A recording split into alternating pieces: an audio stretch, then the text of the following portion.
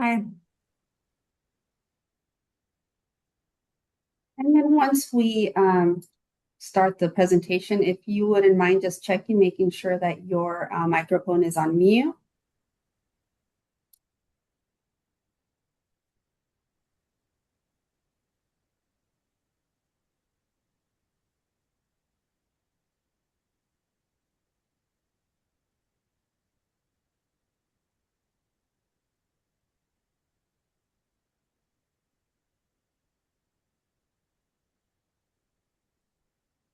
Are coming in droves here.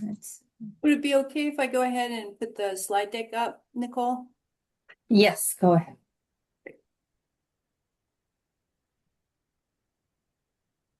Welcome, everyone. Happy Monday.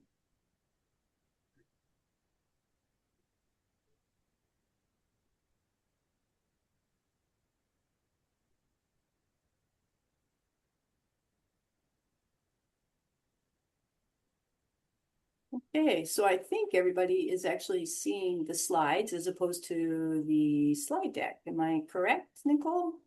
Yes. Super, thank you. And I saw a couple people give me a thumbs up, so thank you very much. I can see a few of you, but not everybody.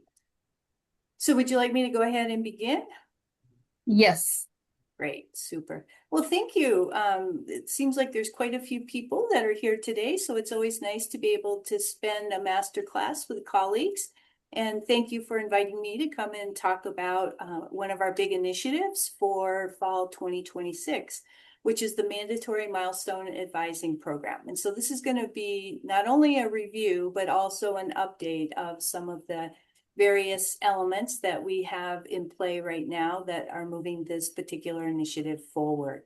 And as you all know, I'm Sharon Aiken-Wisniewski. I'm the Assistant Vice Provost for Academic Advising here at the University of Arizona. So what we have now for you to see is not only, again, the name of the program, but just to let you know that updates like this will be happening in July, more likely via newsletters or the UPAC listserv. And I'm also available to come and speak if anybody would like me to come and talk to one of your college advising groups or a larger group within your college or your academic unit. Today, we're going to talk about the why, what, when, how of mandatory advising. We're also going to talk a little bit about where it came from, which was the Strategic Academic Advising Task Force. We're going to talk about a couple different timelines. I'm going to give you a 10,000-foot timeline, and then towards the end of the presentation, I'm going to give you some much more on-the-ground timeline information. And then we're going to do updates about the advising syllabus that will be sent out on behalf of the entire University of Arizona advising community, the learning outcomes within that syllabus. We will talk a little bit about the branding of mandatory milestone academic advising. We will also talk about the marketing as well, communication out to students as well as the campus, supporting academic advisors during this particular initiative, as well as other times throughout the year, and then assessment and next steps.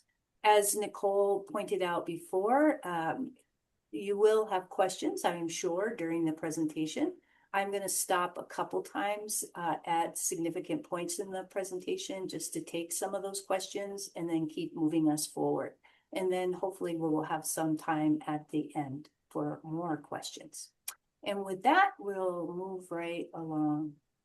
So Provost Praylock is very interested in our undergraduate student population as well as our graduate students.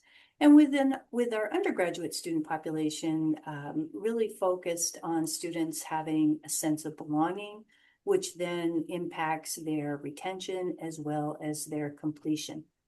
And as she and I both agree that academic advising is one of those strategic assets that we have here on campus that can really make a difference for students. So as part of her strategic initiatives, she identified academic advising as one of those initiatives that the campus would engage with in some different ways through the upcoming year. And so again, the whole point of this is to think about how interactions with academic advisors during specific times, especially early in the undergraduate student experience, can really make a difference for sense of belonging, for retention, and for completion. So what she did was she organized the Strategic Academic Advising Task Force, and I was asked to co-chair it along with Jim Hunt from the College of Agriculture, Life, and Environmental Sciences. And there were a number of advising members, directors from across the campus, as well as other strategic partners that were part of the initial committee. We also had some ex officio members who were helping in a number of different ways, either administratively or with some key points that were needed for this. As we move forward towards actually having the initiative that will be launched in fall 2026, we also added the rest of the academic advising directors.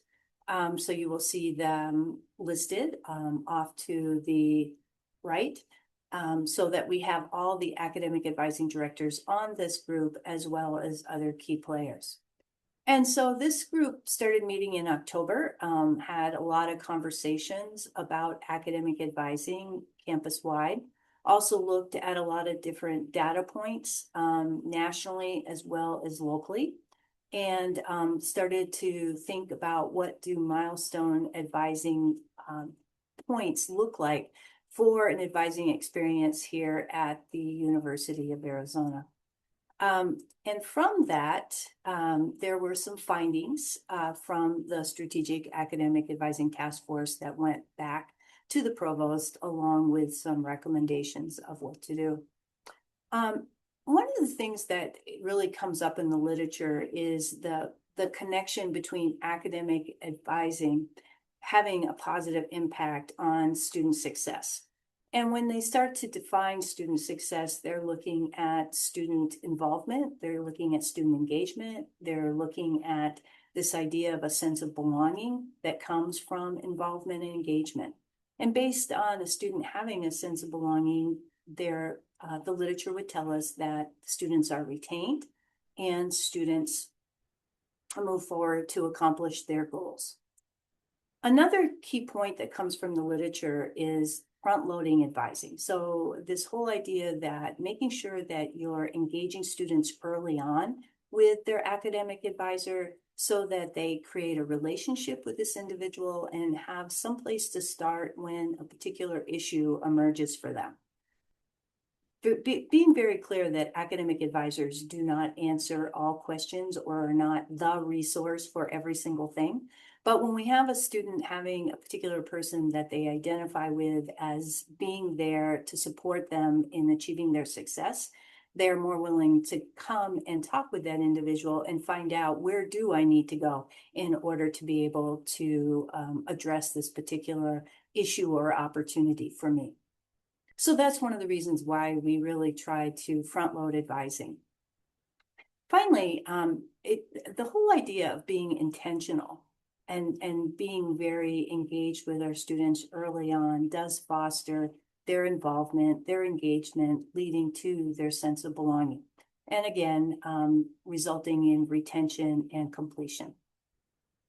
So along with these findings that were sent with the task force, there were recommendations that led to the Mandatory Milestone Advising Program. And from this point forward, I'm going to use the short term, which is MAP. And this particular program, MAP, will be starting in fall 2026. Now, a key part of this is really to think a little bit about our campus when you're developing a mandatory advising program, and to think about what your campus actually needs, and also what are the resources available for that. So before we go any further, I want to engage you all in some campus numbers. So in the chat, this is your opportunity to participate in the chat. I want you to tell me, what is the percent of students who change their majors on our campus? So an incoming cohort, what is the percentage of that incoming cohort that will change their majors?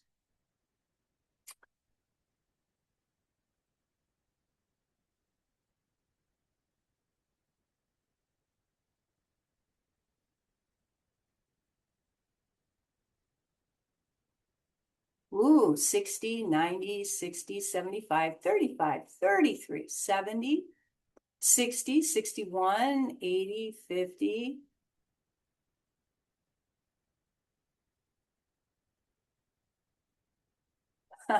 Yeah, in the system or mentally. Evidently, this is documented, so I guess it would be in the system. 37, 50, 50, 50. Good, good, good, good. Um, and I think that's a good point that was made there, that we have students that actually do go and change their major, and we have students that change their major more than once. And then we have students who think about it and think they're in one major, but they never officially do it. So we have a lot of different dynamics going on out here. But my understanding is that we officially, who is this going to work? Yeah, there we go. That we officially list that number as 60% of our students will change their major at least once here at the University of Arizona. Because of that, it makes it really important that when students enter the University of Arizona, that we do have some foundational pieces of information that they receive, regardless if they're in engineering or if they're in the ASENA. Those students need to have certain pieces of information to help them move forward. It's also helpful to advisors because if we all have a common foundation of what we will be sharing with students, then when a student does change their major, we know that they have certain information already. So we might do a quick review, a quick check-in with them, and see what they need. But if they already have this, then we can move forward into the information that they need for their new major. So the other question here is the percent of fall 2024 first-time students who did not return the second year. So what is the percent of students who did not return to our institution after their first year? And that's with the fall 2024 cohort.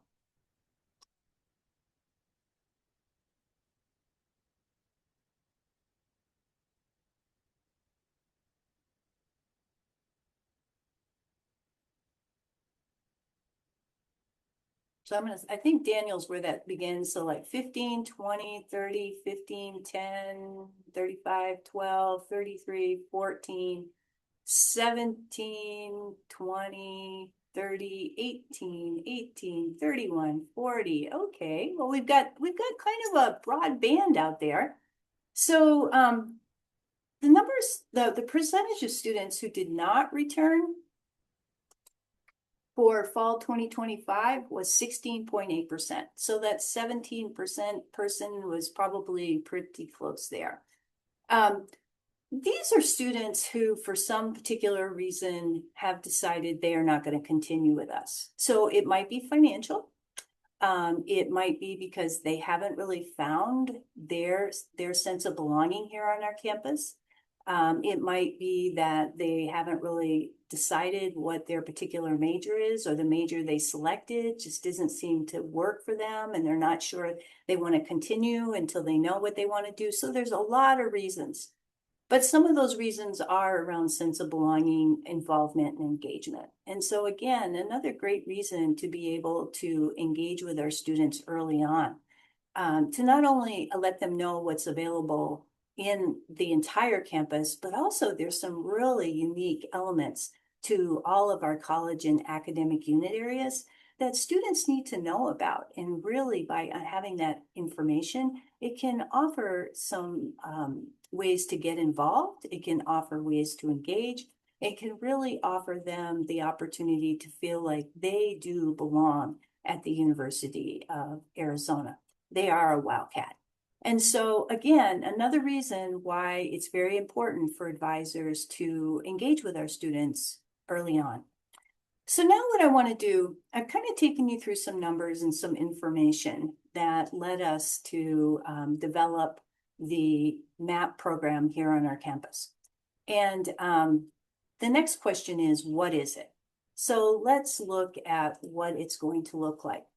So the Milestone Academic Advising Program points of required interaction are the 4 points that you're seeing here. Now, this is going to begin for the fall 2026 first-time main campus cohort. So if a student is Arizona online, they're not required to participate. If they're a transfer student, they are not required to participate. This is for our first-time main campus students. Now, what are the 4 points? Well, first off, they're going to receive an academic advising syllabus that will go out to them in early August. And this is really to offer some clear expectations around academic advising. What do we expect students to do? What do we expect the academic advisor to do? It'll also provide some helpful resources and kind of set up that roadmap for success with academic advising in their first few days on campus. Now, next will be the one-on-one appointment during the first term of enrollment. And so for all these new first-time students, we are telling them that the expectation is to interact with an academic advisor during your first term. This will start on September 20th. And prior to that, we will have some opportunities for training and development with the academic advising community. We do have some very specific learning outcomes that I'm going to go through in a little bit about for this particular appointment. But this is the interaction that begins the one-on-one for the MAP program. Now, the other thing that we're asking students to do is to participate in at least one advising focused group experience during the first semester. So this might be a student success course that's offered in your college. It might be a registration lab. Many of our students are taking UNLV 101 course that will meet it. So we're creating opportunities for connection, collaboration, and skill building. And the other point with this particular milestone is that it's to show students that academic advising also happens in group opportunities. So we're introducing them to their advisor for that one-on-one, but we're also trying to make the point that academic advising happens in other spaces, and those spaces can be group spaces.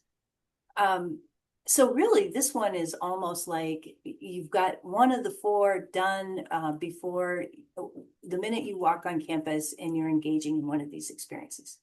Finally, we're asking students to again engage with their academic advisor during their second year. So they have the whole second year of enrollment to do that. And this is an opportunity for the advisor to not only review quickly what was expected that a student would learn during their first year, but then to really engage in those second year learning outcomes that are much more focused on students thinking about their academic trajectory here on campus. So what are the courses that they're going to be taking? What are the career-related experiences that they're going to be engaging in, such as study abroad, internships, undergraduate research, and many other things that are offered here on campus. So this is really trying to take the student and help them identify what they need to do in order to accomplish their goal in the time they have set for that goal. So those are the 4 checkpoints right there. And I want to make sure, again, participation for fall 2026, we're anticipating between 5,800 and 6,000 students would be doing this. There is not a hold being put on the student. It is a positive service indicator. And so we want to make sure that students see advising as a positive part of their academic journey. That's why we're not doing a hard hold. Instead, it will be a positive service indicator to let us know that the student has accomplished the first semester interaction. Finally, participating in academic advising is an expectation on our campus. And that's the other part that we want to make sure that we're communicating to students. Academic advisors are here to support them so that they can accomplish their goals. And it's expected that they're going to engage with their advisor. When they make an appointment, that they arrive at that appointment and they're ready to engage with the advisor with questions, with opportunities. It's their time with that advisor to make the most of their experience. So, quick timeline here. With the task force continued into January, then took a short break, and then continued again. So they've been very active in putting together the program logistics. August 2026 will be when the first-time main campus students receive the syllabus, and then September 20th is when the appointments will begin. That will run until approximately December 18th. Summer 2027, this will be all first-time students, main campus, distance, and Arizona Online will receive their syllabus. And with that summer, that fall 2027 group that comes in, it will be all first-time students, main, distance, and Arizona Online that will be having that individual appointment. Also in fall 2027, we invite that fall 2026 cohort to come in for their second year appointment, either in fall or spring, but to really lock into what they are going to be doing here at the University of Arizona as far as their major, their degree, and their career-related experiences. So with that, I'm going to stop for a minute and see if there's any questions in here that I should answer. And I haven't been following the chat. I don't know if anybody else. We have so many numbers in there.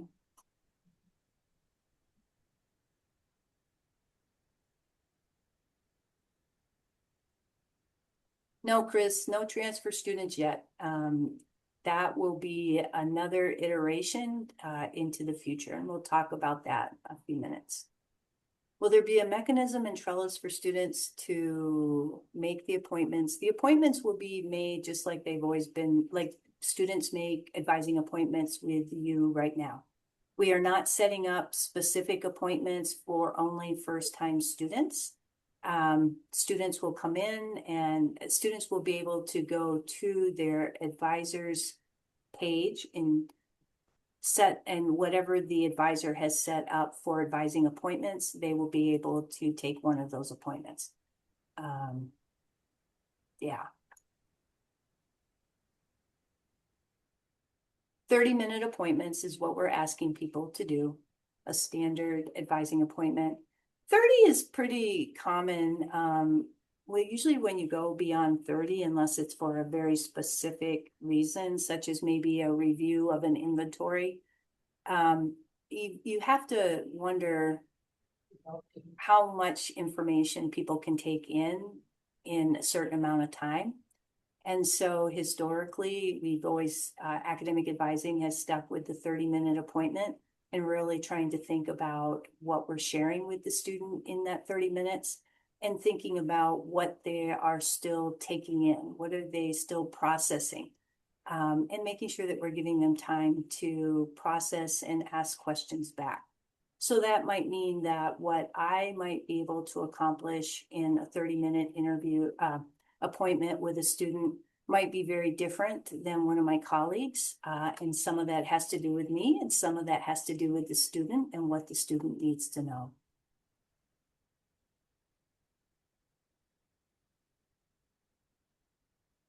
Yeah, we'll get into the whole idea of the no hold later. Yeah.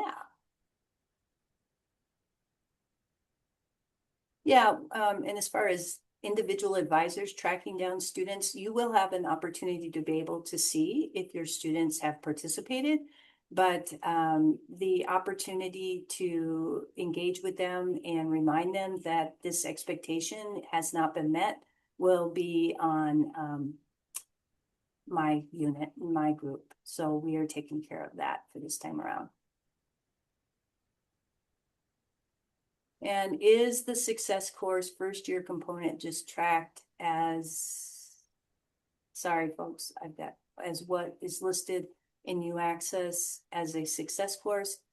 Yeah, as far as that particular requirement goes, the whole point is to make sure that students understand that advising happens in a lot of different spaces and oftentimes in large group spaces, such as courses. And so with that one, we know that all of our incoming first-time students have to take UNIV 101. So right there, that completes the requirement.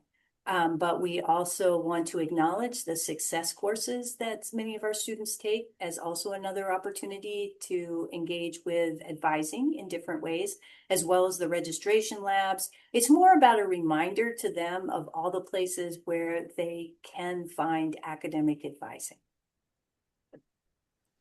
Quick All question, right. Sharon, before we move on. Sure, I have a question. Can you hear me? Okay, yeah.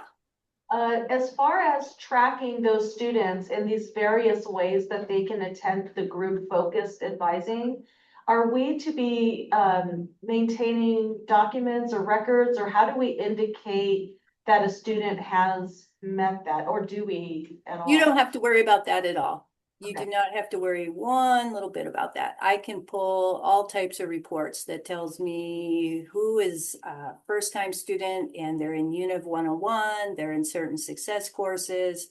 I am not the least bit worried about students engaging that requirement.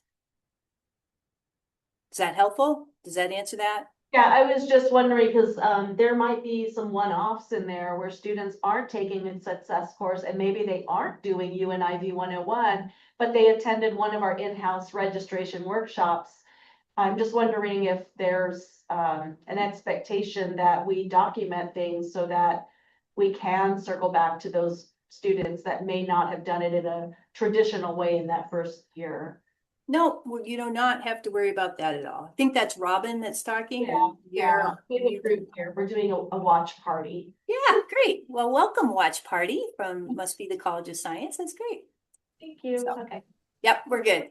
So it's Sharon? Teresa. Yes, thank you. Yeah. Quick question before you move on. So the advising focus group experience, is that something that would be a discussion with the academic advisor, or would the student bring that to the advising appointment? Like, how does that conversation work? Because I'm one of the staff members with ASEMS, and we operate several success courses connected with our program. So that would it be that a student would say, hey, I'm an ASEM scholar and I'm taking X course in the spring? Or is that a conversation that, like, how does that germinate? I guess that's the crux. Yeah. Thank you, Teresa. I think I got most of it. The student might bring a question from UNIV 101, from a success course, from a registration lab to their advisor, and they might not. It's not necessarily, the whole point is for students to understand that advising sometimes happens one-on-one and sometimes happens in a group experience. If the student brings that group experience back to an individual advisor, that's great. If they don't, that's okay too. Does that answer that? Yes, thank you. Yeah, no problem. Okay, so folks, I'm gonna move on now. And great questions. Thank you all for your participation. And let me just get set. Here we go. So this is really more about updates, things that are happening. And I think this will be helpful for all of you. So first off, the syllabus. Many of you probably have heard of advising syllabuses, and I know that some of the colleges actually have developed their own advising syllabus, which is great. What we're doing for the initial entry to the institution is to offer a campus-wide academic advising syllabus, and it will be branded to the Mandatory Milestone Advising Program. It will follow some branding that I'm going to show you shortly. But what's going to be in it? It first off is going to define what is academic advising, and it's going to define it from the standpoint of the student and the student support system being able to understand that. So we didn't pull the new NACADA definition. We didn't go in and see what CAS is calling it. We really tried to unpack it in the verbiage that would make sense to students and to their support systems. We will talk about student responsibilities and expectations regarding advising, and advisor responsibilities and expectations, how to contact an academic advisor, advising milestones, advising resources, common campus resources that students might need, as well as learning outcomes. And I'm going to talk a little bit about the learning outcomes shortly. Now, this will be sent out in early August via email. And what will happen in early August is that we will pull a student group that will be this fall 2026 MAP first time advising group. That becomes important a little bit later, and I'll follow that through for you in just a minute. But the whole thing with the syllabus is that it gives them some important information as they begin here. And right now, it clearly identifies at the bottom that when you go to see your advisor, you might be given more information. So at that point, you might want to share the advising syllabus for your particular academic unit or college. And that's totally fine. So the learning outcomes that are on the syllabus, we broke it down into year 1 and year 2. So you'll see here, schedule an academic advisement appointment on Cat Cloud. But let me just back up for a minute before I go into these. The whole idea with learning outcomes is what should a student know, do, or value? So really, we're trying to set up these learning outcomes around information that will support them in achieving their goals and information that would resonate through academic advising. Now, as you look through these, you might say, oh, my students do that. Oh, my students do that. And yeah, some of our students that come in will be in different places with these learning outcomes. And that the whole idea of learning is really about scaffolding. So some of your students, you might be introducing one of these learning outcomes to. Another student this might be a review. Some or all of these might be a review. And then there will become a point where we evaluate, and there will be different ways that we evaluate the learning that comes through these different learning outcomes. But the whole point is, again, some of your students might know some or all of these, some might know a few, and some might not have any of this information. And that's what we need to keep in mind as academic advisors, that we're there to scaffold this learning so that students feel by the end of this year, they're pros at any of the learning outcomes that we have listed here. So now, what are those learning outcomes? Well, first off, we want to make sure that they can schedule an appointment with an academic advisor through Cat Cloud. And you might say, oh, I make that very easy. And you might, but is it easy for any academic advisor on campus? So we want to make sure that students know how they can get that information and proceed on to make that appointment. Define the importance of a professional relationship with an academic advisor. We're really beginning to help our students understand that throughout our life, there are going to be a lot of different people that we have professional relationships with that actually support us in different ways for different parts of our life. I think an easy way to think about that might be through healthcare. You might have a physician, and there are certain things that you expect from your physician. There's certain questions that you should have when you're going in to see your physician. Some people have an accountant, other people have an attorney.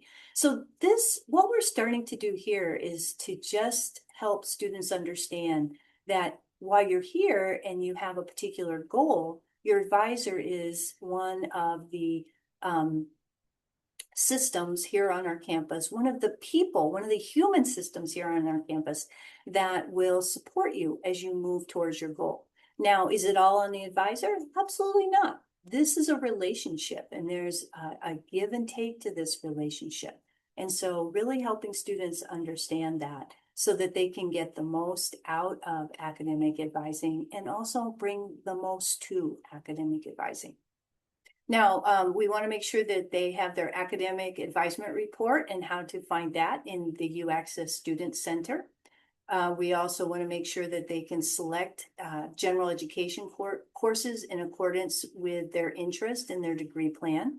And that's kind of working along with UNIV 101. because many of our students will be taking that at the same time, and UNIV 101 is really focused on the general education program. Also, your particular major might have some recommendations on what students need to be doing in general education.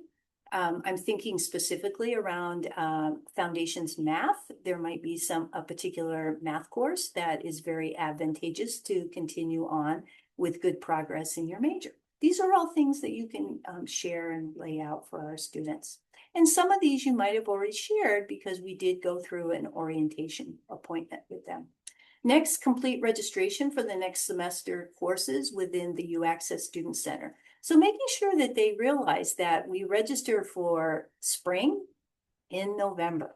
And before you even get to the point of registration, there's some pieces that you might want to do to get prepared for that. Analyze impacts of making schedule changes at various times in the semester. We want to make sure that students know that they do have some options during the semester, but we also want to make sure that they understand a little bit more about the schedule, about adding and dropping and withdrawing from classes. And I think many of us have seen students who, after their first exam or their first major graded activity in a class, maybe have never really received anything lower than an A, but they did this time. And so they're not really sure how to process that. So helping them process not only that, but also to understand some of the options around their schedule.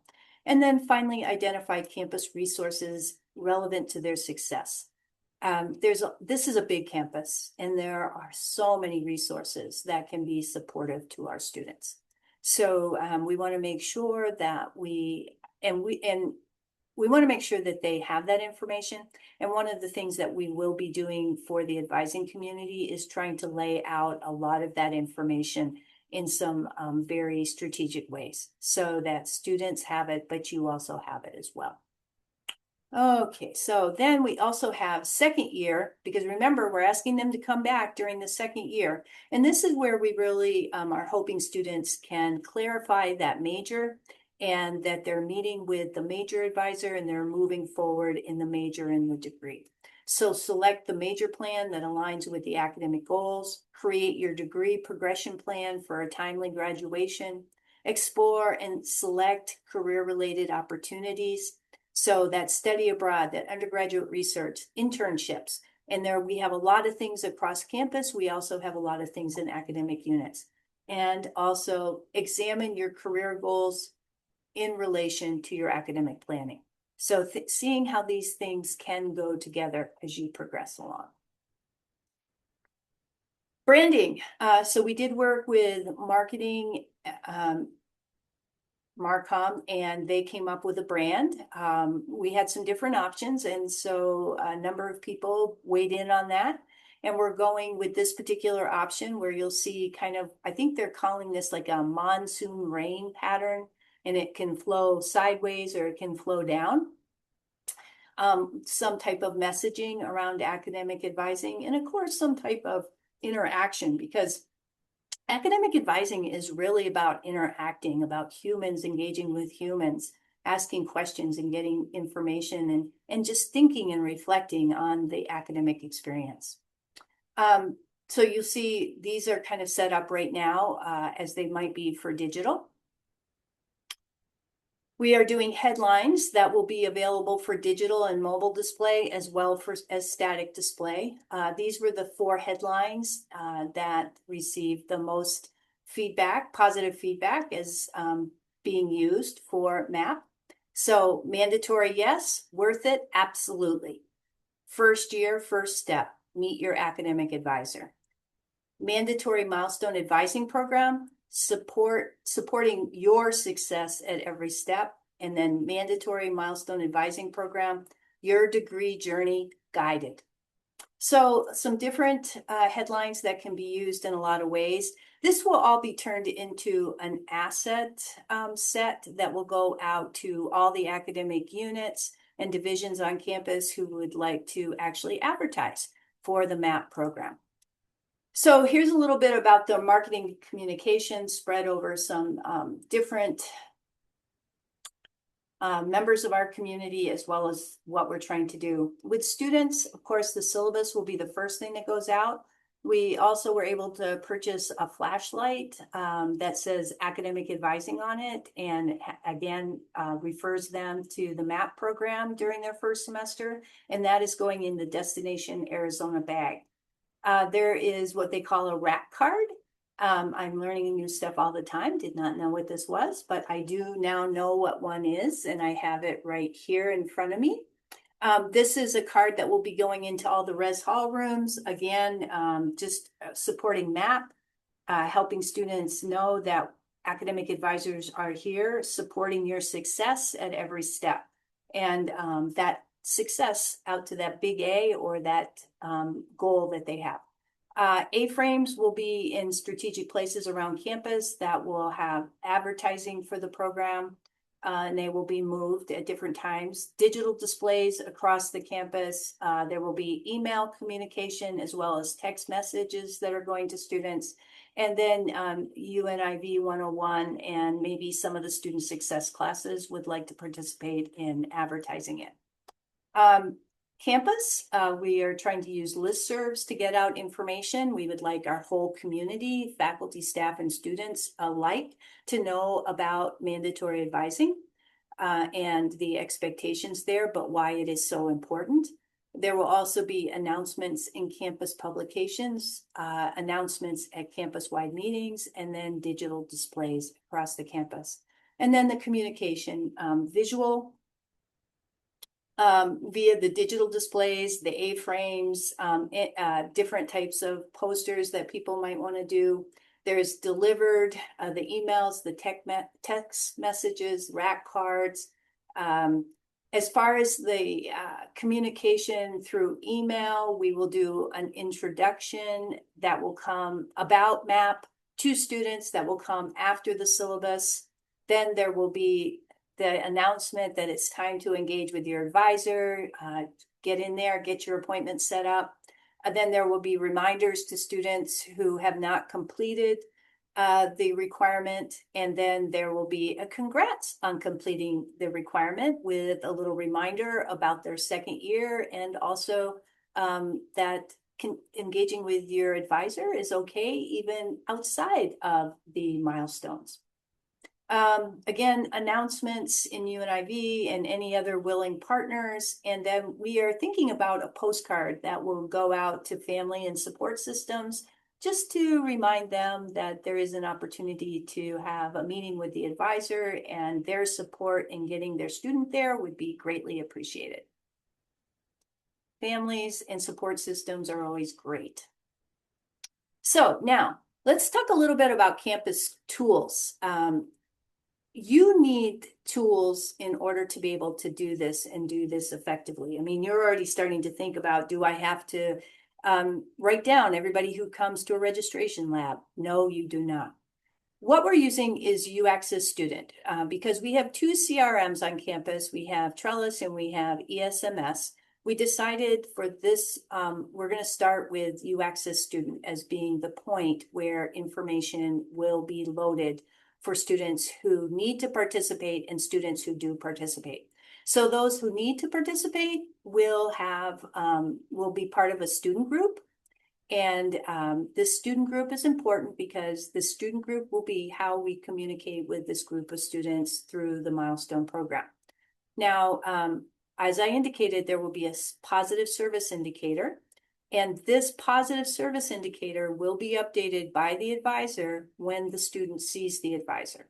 So that is the two touch points in UAccess Student will be the student group and then the service indicator being completed. And once that happens, then that goes over to U Analytics so that we can do different types of reporting, which I will talk about in a minute. Also in UAccess Student, we're talking about a banner that will run to remind students of MAP until they actually have the positive service indicator clicked, that they've done it, and thinking about the communication tool sets there. Trellis and ESMS for our Eller colleagues. This is where appointment scheduling will happen for everyone. but Eller does not use Trellis, so theirs will be in ESMS. And students will be instructed to go in and schedule an appointment. You do not have to set up any special appointments for this. Students are learning how to use our appointment system. They're learning how to engage with their advisor. We're not pulling and having separate appointments for first-time students. As far as we want to have an appointment note that will be in there, and that note will be called a MAP, Mandatory Advising First Semester Appointment, and it will be auto-populated with a note that then you can edit. And I will show you that in just a minute. We will also use Trellis for additional messages. For instance, we will probably try to do at least one, if not two runs on students who have not participated, just to remind them that they are expected to participate and that advising appointments fill up quickly. So they need to get that scheduled. Now, as far as U Analytics, this is where we will be collecting data so that we understand how students are engaging with the MAP initiative. We will do snapshots on various times throughout the fall, concluding on January 7th, so that we can understand who participated and learn a little bit more about them, thinking about it from a demographic standpoint. We also will use this again to send some reminders, and Advising Central will also have information in it.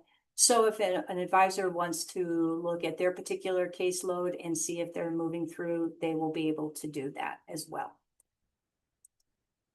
This is the Trellis note feature. So right here in note type, right at the top, it will say MAP, Mandatory Advising First Semester. And then you would just click on that. And when you click on that, it will auto-populate with this information here.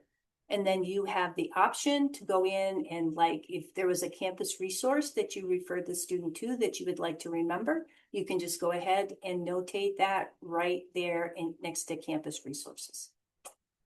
If you didn't cover all of these things, maybe you had a student that came in and that had a particular situation that needed support, then just take these things out so that we know that they weren't covered, and the next time the student comes in, we can make every effort to do that. And then there's also a spot for additional notes here. So we're trying to make this as easy as possible for the advising community as they support students with this. We really want you to be able to spend time on students and not having to do certain things when it's going to be standard, pretty much standard across the board, such as a note. So supporting academic advising, we want to make sure that academic advising has the support it needs. The advisors have the support they need in order to be able to engage with students and have a successful appointment in the fall. So advising.arizona.edu will have a number of resources there. First off, we're reimagining the page, and the page will land first with the advisor directory as well as information about MAP and advising overall. Then there will be a number of materials and resources available for people to use. There will be the materials shared with students will be loaded there so that the advising community can see all of those. There will be video resources and process guides so that people understand first appointment. These are what are the expectation, and these are some resources that might be helpful to you. And then we will also have information on a variety of academic advising approaches. Different people use different approaches. Some people like appreciative advising. Some people use motivational interviewing. Some people do developmental advising or intrusive advising. We want to start to create a compendium of these resources so that people can use those. Training and development. We have a two-prong approach to that. First, in August, we set the date as August 12th. We will put out a video series that will be async, so advisors can engage with it whenever they want. Maybe you'd want to have another watch party and do these videos. I don't know, but that's one option. Otherwise, maybe do a video a day. But really, this is, again, to introduce why we're doing MAP, the learning outcomes, understanding the IT tools for MAP, the approaches, information that will start to introduce this and make this a great experience for the advisors as well as for the students. Also on August 12th, the website will go live with information. September 10th from 10 a.m. to 2 p.m., we will have the MAP workshop. It will be hybrid. You can either come in person in ENR2 or you can do it via Zoom. And this is an opportunity for the advising community to come together to prepare for MAP as a community. So there will be a lot of information shared, walk you through using student access as well as Trellis. Yeah, and there will be lunch. So I think this will be an opportunity for all of us to share how we engage with students and how we can learn from one another before we start the MAP first semester. This is just kind of a quick thing that, again, goes along with the training and development. Just kind of thinking through what might be the goals for that first semester appointment, and then the learning outcomes, and thinking about how you might engage with some of these learning outcomes. How you might ask questions to see if a student already has competency here. So this is kind of where we're going during that particular training experience. We are talking about assessment. There's going to be a pre and a post test that we're trying to work through so we can understand learning outcomes and where students started and where they finished. That we will also think about other ways to evaluate the learning outcomes. We also want to think about the impact on spring 2026 registration, retention to the second year, and then overall sense of belonging. So using U Analytics data as well as NESI data, which we have probably 10 years worth of NESI data that we can look at and then compare it to the most recent time that we give it. Academic standards, so looking at how many of our students move into warning and probation and it become ineligible. Do we see any changes there based on MAP? And then just overall completion, which is a long-term game on this because overall completion is not going to happen from 4 to 6 years. These are the next steps, but I think I'm going to leave that slide up. And do we have some questions? Because I know we're getting short on time.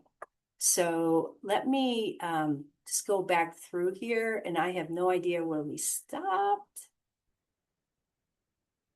Will advisors get the advising syllabus early? I don't see why not.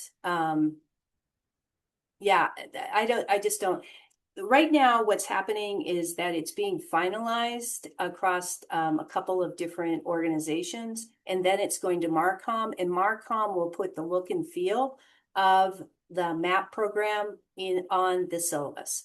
And so then it will be PDF'd, and as soon as it's available, I don't see a problem at all with getting that out to the advising community.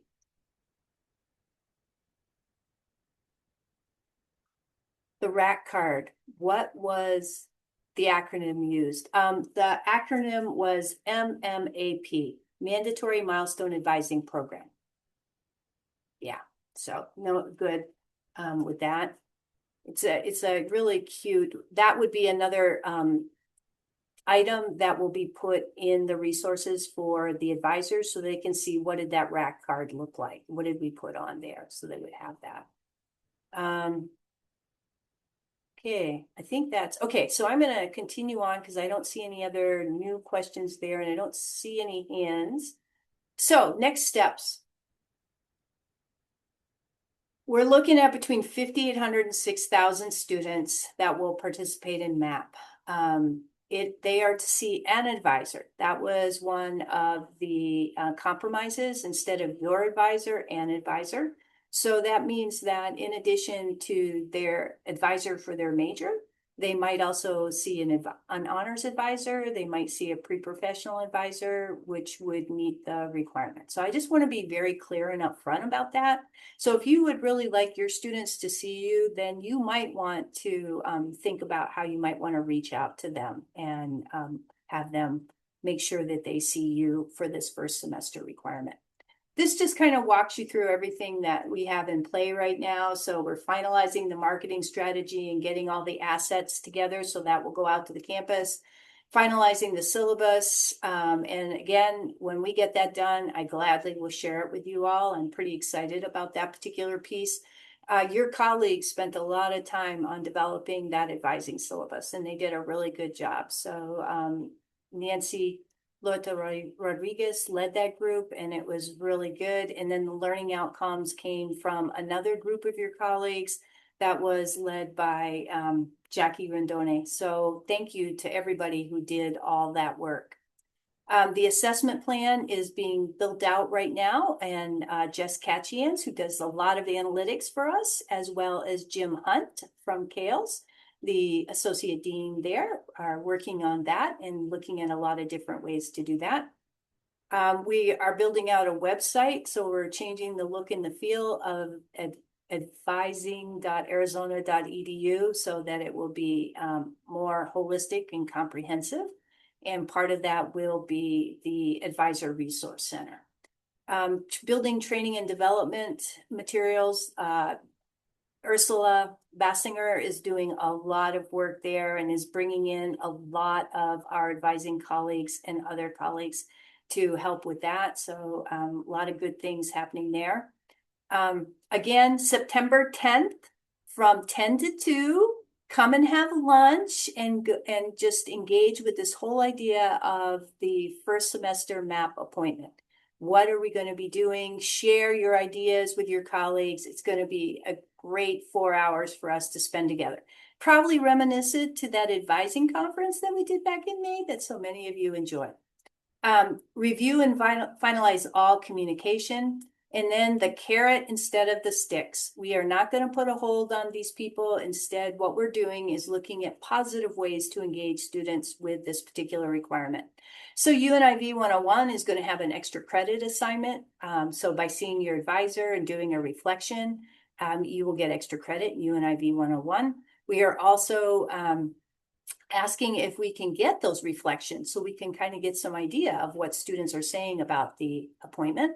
We are also looking at some raffles. And so right now, what we are working on will be that there will be one big prize, which would be a parking permit for spring 2027. So students who participate would have the opportunity to be in that raffle. And then we would have some other prizes, but nothing would be quite as grand as that parking permit, but some other things that I think students would enjoy. So we're really trying to get them in and to see that relationship with their advisor as a positive. I've been doing this work for 30 years and I've seen so many holds connected to academic advising, and it's always, I'm not sure that it sends the right message. So we're going to try something a little bit different to see what kind of response that we get. And somebody asked me, what kind of response do you expect? Well, I'd love to have 100%. I mean, that would be the optimal, right? When I participated in another mandatory advising program that was started at an R1, the first semester, we were able to get 85% of our students through before registration began. If we could get 85% of our students to participate this time, I think we would have accomplished a lot, and then we can keep working from there. So one of the things you're going to see here is that this work continues, because into October to January, we have to continue not only thinking about what we have in play, but what will go into play for fall 2026 cohort for their second year advising, and then bringing in that fall 2027 cohort. And once we have all these students in the rhythm, then yes, we need to start thinking about how do we engage transfer students? What does that look like? So this work continues on, and I'm hoping that you're going to enjoy some of these opportunities that we have coming up as we also enjoy engaging with our students. These are just some lead people that I already talked about. Jess is the project manager as well as working assessment. Leticia Soto Delgadillo has done a lot with marketing and communications. She is the mastermind behind the rack card and so many other great marketing pieces. and was joined by Marcom and Jenna Rushman that will get all our digital assets out. Advisor training, Ursula, IT and tools, Kristen Eaton, Sarah Whelan, and Mark Ray. And then there are so many people within our community that are actually engaging with the task force, with a number of different opportunities, because advisors have impact and you all know it, and you all want to make sure our students know it and have that opportunity to engage. So I'll take any last minute questions before. Yes, Ursula promises that lunch will be very yummy. And she's done a good job so far, so. Will advisors get the advice? Okay, any other new questions?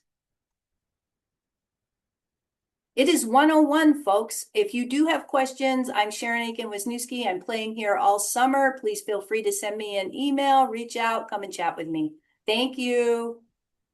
All right, if you still have a few seconds, please fill out the evaluation form. I just added the link. Thank you.